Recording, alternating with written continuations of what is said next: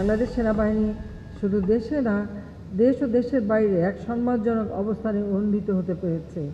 এই বাহিনীর দীর্ঘদিন অর্জিত সুনাম আপনাদেরকে সবসময় রক্ষা করতে হবে। প্রথমবারের মতো বাংলাদেশ সেনাবাহিনীতে প্যারা কমান্ডো ব্রিগেড গঠন করা হয়েছে। দেশের আকাশ প্রতিরক্ষাকে আরও সুসংহত করতে সংযোজিত হয়েছে MLRS এবং মিসাইল রেজিমেন্ট।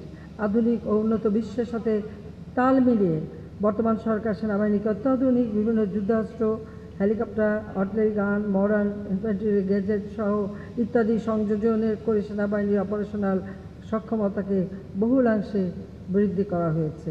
স্বাধীনতার প্রতীক, সার্বভৌমত্ব রক্ষার প্রতীক আমাদের সশস্ত্র বাহিনী, কাজে তার সার্বিক উন্নয়ন করা এটা আমরা আমাদের একটা দায়িত্ব বলে মনে করি। মিয়ানমার থেকে আপনারা জানেন যে প্রায় 11 লক্ষ শরণার্থী আমাদের দেশে আশ্রয় নিয়েছে।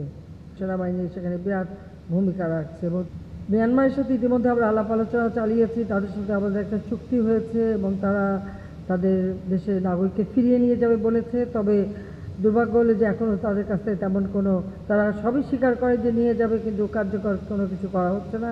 তবে আন্তর্জাতিক চাপও বাড়ছে এবং বাংলাদেশকে সারা বিশ্বে সকলেই এখন সমর্থন জানাচ্ছে। কাজে আমরা আশা করি যে এই সমস্যাটা আমরা সমাধান করতে পারবো। বিশ্ব শান্তি প্রতিষ্ঠায় এবং বিভিন্ন বৈদেশিক মিশনে বাংলাদেশ সেনাবাহিনীর সদস্যরা তাদের আত্মত্যাগ, কর্তব্যনিষ্ঠা, পেশাদারিত্বের মাধ্যমে বাংলাদেশের জন্য বয়ে আনছে সম্মান ও মর্যাদা এবং বহির্বিশ্বে বাংলাদেশের ভাবমূর্তিকে উজ্জ্বল করেছে। প্রিয় সৈনিকবৃন্দ, আমাদের সরকার সর্বদাই জনগণের সেবক হিসেবে দেশ পরিচালনা করতে চায়, কখনোই শাসক হিসেবে নয়।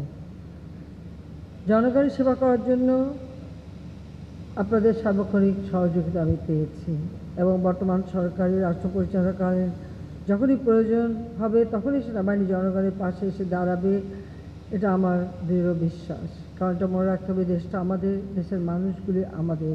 আপনাদের সকলকে পেশাগতভাবে দক্ষ, সামাজিক ও ধর্মীয় মূল্যবোধে উদ্বুদ্ধ হয়ে সৎ এবং মঙ্গলময় জীবনের অধিকারী হতে হবে এবং পবিত্র সংবিধান এবং দেশ মাতৃকা সার্বভৌমত্ব রক্ষার জন্য আপনাদের ঐক্যবদ্ধ থেকে আভ্যন্তরীণ কিংবা বাহ্যিক যে কোনো হুমকি মোকাবেলায় সদা প্রস্তুত থাকতে হবে।